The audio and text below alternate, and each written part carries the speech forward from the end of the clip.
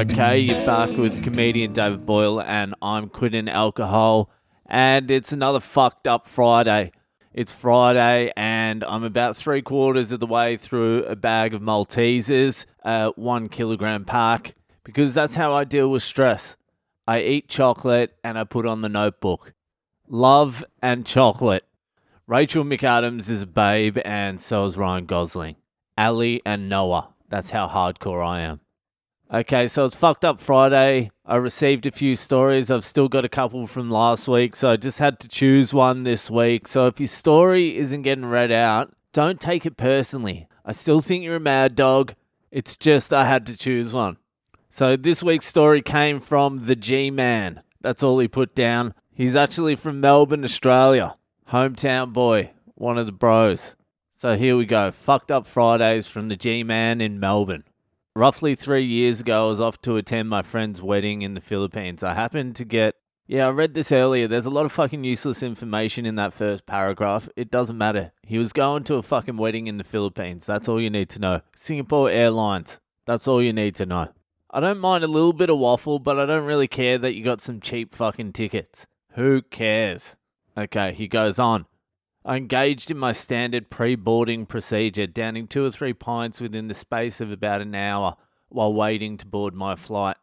So we get on the plane, take off, the seatbelt light goes off. I was travelling solo and was pretty amped about the whole trip, so I was pretty much into the Scotch and Coke straight away. About 2 or 3 of those mini bottles of Johnny Black later, and the refills started slowing down. I fucking hate when that happens. Fucking airlines and their responsible service of alcohol. You used to be able to drink as much as you want on an international flight.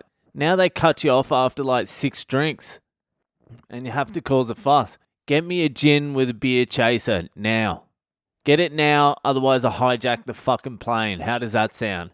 Give me enough of them and I'll probably try and hijack the plane anyway. So it's a lose-lose for you. So the refills started to slow down. So I took it upon myself to venture down to the back of the plane to politely ask the flight attendants for a refill. That's it. Take some initiative. If they don't want to come to you, you go to them. They were having a good old time down the back there, having a laugh, and they knew I was a little liquored up, so they were giving me some shit about enjoying my drinks. But it was all in good fun, and I made a couple of funnies back to them, so it was all G.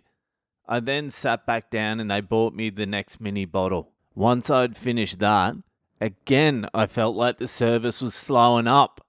So I went down to chat with my pals again down the back. Again, immediately upon my arrival, they all started bursting out into laughter. Obviously, it had been a short time between visits. Anyway, we were having a laugh, so they invited me to drink down the back staff area with them. A drink or two later, they asked if I was having a good time, which of course I was. So they asked if I could fill out some staff recommendation testimonials stating how happy I was with their service. They went on to explain that they get a decent bonus when a customer fills these out for them. So I immediately turned to them and asked with a cheeky grin, so are these drinks going to keep flowing? To which they immediately poured a 3/4 whiskey to Coke ratio, and we all had a laugh. Ha ha ha ha ha ha. 6 or so testimonials later, I was getting pretty wasted. Anyway, time passed by and I really felt like a cigarette, but obviously this was not an option. But then all of a sudden the story popped into my head that a friend told me previously regarding a time he was on a budget airline when they got stuck circling Melbourne Airport for 4 hours due to bad weather. He said it was fucked, everyone was over it. 3 hours into it, he started smelling cigarette smoke coming from the back of the plane because the flight staff had just started smoking. So in my drunken state, I'd come to the conclusion that the aeroplane smoke alarms are an absolute load of horse shit, and I convinced myself that I could get away with it. So I told the crew I was going to the toilet, but stopped on the way, grabbed my cigarettes, grabbed my lighter, and off to the toilet I went. It was an overnight flight, so most of the people were asleep. I went into the toilet, piped my head under the ceiling fan and began sucking down a sweet, oh so sweet dart. Melbourne boy loves a dart. I was pretty damn blind at this stage, not falling on the ground, but definitely a little swayy. Anyway, I finished the dart, put it out, flushed it down the toilet, forced a little poo out to mask the smell. Nice. Forward-thinking guy, this guy. I then waited a few minutes when I felt like it'd been long enough. I go out there and as I predicted, not an eyebrow was raised, no alarms, no federal agents, nothing. Needless to say, I was feeling pretty fucking happy at this stage. Some time had passed and I must have dozed off, but I awoke to the captain letting us know that we would be touching down soon and asking if we could please return to our seats to prepare for landing. The alcohol must have been in full swing by then because for some reason I thought to myself, shit, I better sneak in a quick dart before we land. So I quickly bolted out of my seat and went straight to the toilet, immediately lit up again. I would have only been about a quarter of the way through my ciggy before the flight attendant began knocking on the door, asking me to please hurry up and return to my seat. I said, yep, won't be long, just finishing up. As I was sucking down some solid drags, they immediately replied, are you smoking in there? To which I immediately took another drag, blew it into the ceiling fan, and replied, no. They replied, stop smoking and get out of there now. Seriously, we're about to land. I replied, I'm not, as I put my ciggy out and flushed it down the toilet. They once again banged on the door, but this time it was in such quick succession that I could tell there was at least 2 or 3 of them outside. Then they said, we know you're smoking in there, we don't care, but you need to get back to your seat now. So in my drunken state, I thought to myself, I better prove that I'm not smoking. So I quickly pulled my pants down, sat down on the toilet seat, then swung the door open and acted all angry and said, look, I'm doing a poo all right. I then quickly slammed the door shut. They realized it was me, the testimonial guy. So they then banged on the toilet door again and they said, we don't care. Just come out and sit in your seat. It's not safe that you're in there. We're about to land. I pulled up my pants, opened the door. They immediately grabbed me, pulled me out of the toilet area, threw me into my seat, shaking their heads with disgruntledness. I must have been hammered because I don't even remember looking at any of the people around me.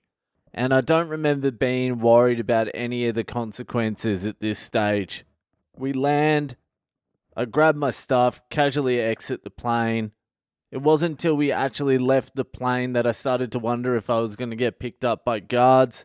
I went to duty free, grabbed some cigarettes, went through customs, nothing happened.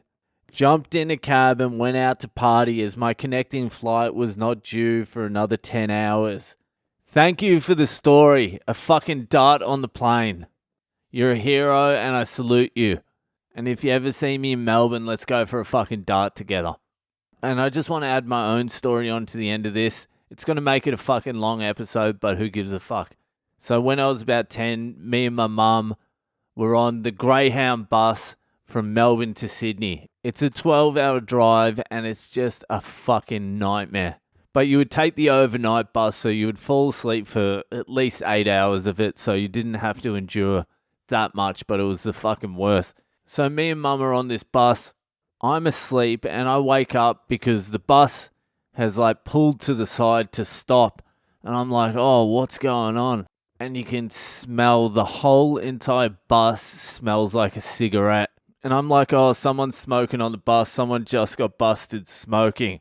And I'm like, oh, this is going to be good. And then I look next to me and my mum wasn't in her seat. And the bus driver pulls over, walks down the aisle, starts yelling, get out of the toilet, I can smell a cigarette, I can fucking smell it, get out. And who was the culprit? Yeah, mum.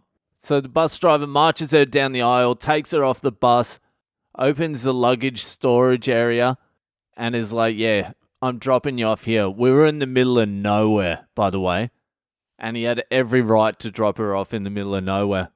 And she starts getting hysterical and starts pointing to me through the window going, I have my son here, I have my son. So I start pretending to be asleep because I'm like, I would rather fend for myself in Sydney than sit next to this fucking embarrassing lady for the rest of the trip. Anyway, she has a full meltdown. The bus driver lets her back on. She sits back down. She's like, thanks for your help. She's like, you were just going to leave me out there, weren't you? I'm like, fuck. Bus driver, why did you let her back on? For fuck's sake, take her off. All right, that's it for tonight. Add me on social media. I am Boyle Comedy on Instagram, Facebook, and Twitter. If you're enjoying the podcast, rate, review, subscribe to it. Tell your friends about it, and I'll see you the fuck later.